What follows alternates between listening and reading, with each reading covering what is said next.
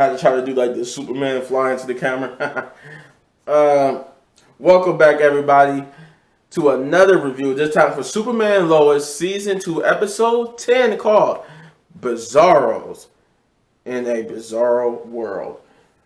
Man, this episode did a lot of things, and it cleared up a lot of things, because I guess when Superman, you know what? Let me give you the synopsis, then I'll get into what I'm talking about. It says, Superman races through the portal after Allie Austin, but when he arrives on the other side, he discovers everything on this parallel Earth is bizarre. Superman goes on one wild ride in his fight to stop Allie from merging. So, this episode, the one thing I will say about this episode is that it did the Bizarro storyline better. I would say better than Smallville. Because Smallville, when they introduced Bizarro, he was just a phantom who was able to take Clark's form, but they still kind of I couldn't talk right there. They did kind of sort of keep his Bizarro origins, and that aspect was that when he took Clark's form, he was the bizarre version of him, only in strength and weakness. Like he didn't have like ice vision and heat breath.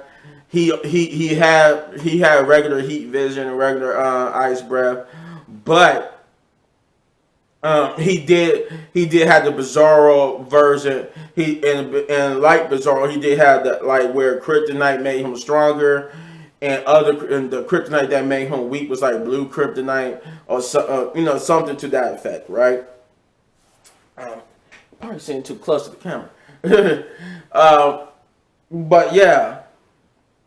So this episode doesn't really picks up where... Yeah, it doesn't pick up where last episode ended, where, if you remember, the last episode ends with Bizarro Jonathan, or John L., coming to the main Earth and telling them that Clark was too late. You know, instead of picking up where that left off, we shown what he meant. So it actually goes back to where Clark goes to the Earth, and we get to see. And I like how that each person has, like, they do it in chapters almost. There's chapters for different people. Like, there was a chapter for John. There's a chapter for Bizarro John, Bizarro Lois, and even Clark's brother Torell. Is even Tyro. He even got his own chapter too. So it's like I like how they do it, and the way how they do it. If you haven't seen the episode, when they chapter starts, it got the person name, but it's backwards, and then they flip it to show the person. They even do that with the intro too. Like once the intro comes on, after a certain moment, it goes boom, bam, boom, bam, ding, ding. It shows the Superman logo regularly, and then it flips it to Bizarro Superman. So I like how they do that.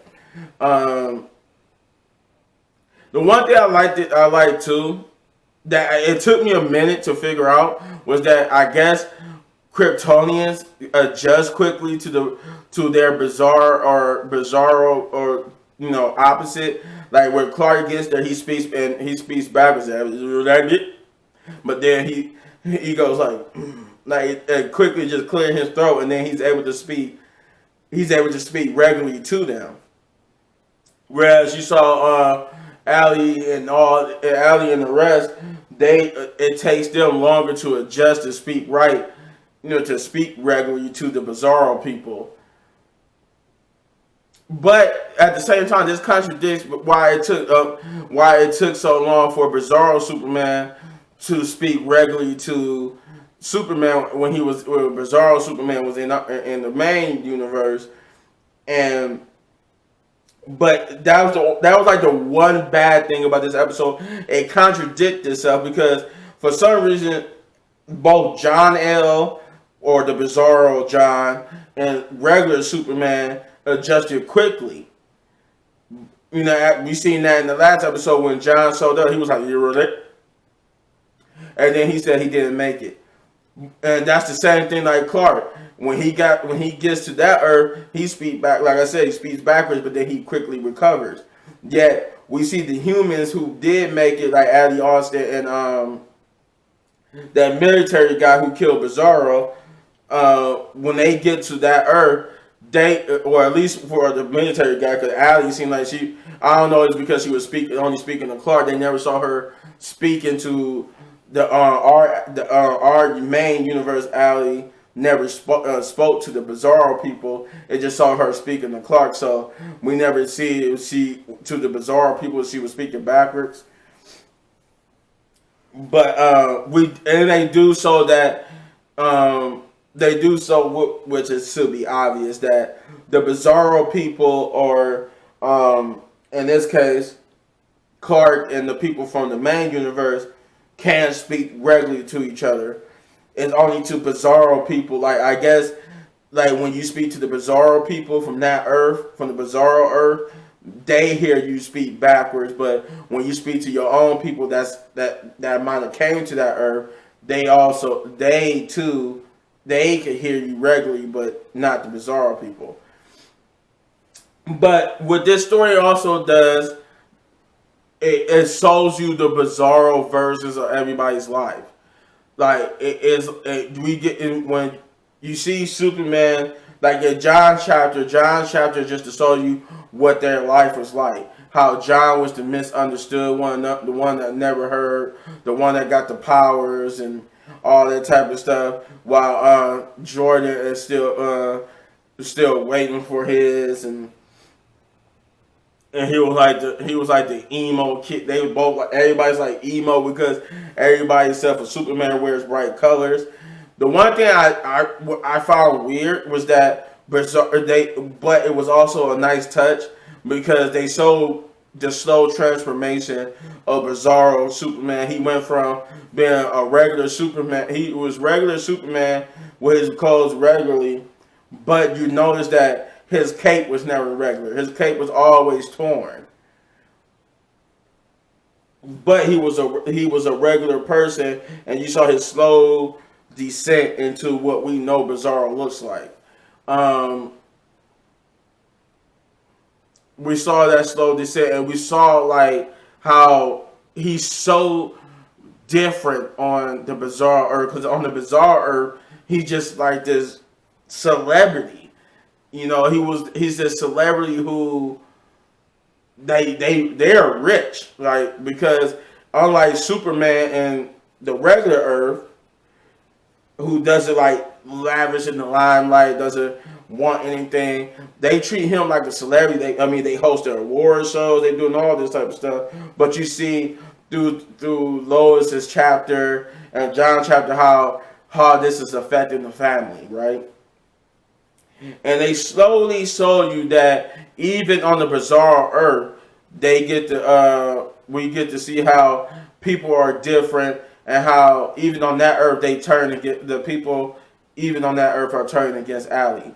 But they show how Ali on that Earth is so powerful that she's just taking over everything, and that there's a secret, basically, rebellion against her, where everybody's trying to stop her on her side. They even going so far as the Bizarro people find out that there was another Earth that she was trying to merge with. So they go to this struggle. We get to see what led to John L. making into our Earth to tell Lois and Jordan that he was too late. We get to see how that all played out. We get to see Tyrell, how different he was, how him and Clark actually have a good relationship, and that even though he wears the same clothes, as he did on our Earth. He's not evil, and you wouldn't believe who his love interest is on Bizarro World, and who the person is actually a person that's very close to Clark in the other Earth, and her bizarre version is so different too. And she was like she's one way on the regular Earth, on this bizarre Earth, she's like this wild fire kitten, if you know what I mean. Like she oozes wildness. It also was cool to find out that Bizarro Superman do not actually have any like connection to Smallville, because when he told Taro that he was moving to Smallville, Taro like, why on the square Earth would you do that? It was so it's like it was. It was that dynamic I like too. Try to see before I end this video what else did I like about it. I like that. I like how when the story progressed, you slowly start to uncover who was on Bizarro Alley's side and who wasn't. I love that piece. I love that storytelling. The visuals was good.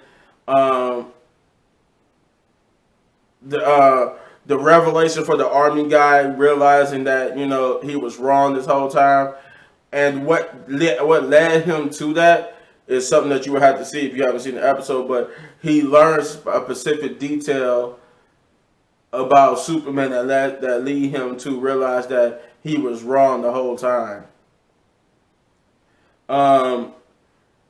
The battle does get heavy. There is a heavy battle. But which side wins, you don't know. Well, you do find out which side wins. I just won't tell you. And then with the stinger we're left with at the end is basically back at the present. So we find that's the stinger. The stinger is we finally get back to where John is telling the main Lois and Jordan that Clark was too late. But that scene is now played out in a more. It's the same scene that we see in the last episode, but with just maybe a couple of seconds added on of new footage, because we see him explain a little bit more when he meant, and someone shows up finally to the dismay of the audience and soon to be Lois and Jordan, because we see why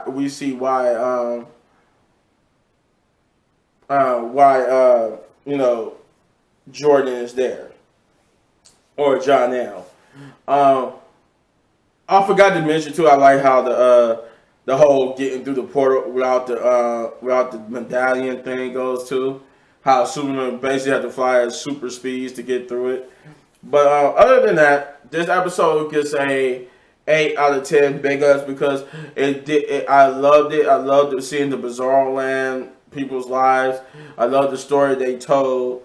I think the only thing I didn't like was that we had to, but I understood, but I still, it kind of just a little nitpick for me, was that we have to wait till the next episode to see. I was kind of hoping that at least the last 10 minutes would be John and the other Earth, once you figure out what everything's going on and seeing something happening, whatever. But other than that, instead of getting like a 10 minutes, we got like maybe 2 or 3 extra minutes, the last little bit of the episode, to show what what John L told them, and to tell them why he was truly there. But yeah, like I said, 8 out of 10 big ups. If you enjoyed this video, then you hit that button right there in the upper right corner for all of my reviews. And if you enjoyed this video so much you want to support the channel, all you gotta do is hit that like, subscribe, share, hit that notification, but do all those great things, because your feedback helps me do this even better, and I enjoy your feedback. And as always, hit one of these videos for more of my amazing content. But don't go anywhere, because I got some reactions, some more reviews, and some gameplay, like I'll always do. So, peace out. See you in some reactions.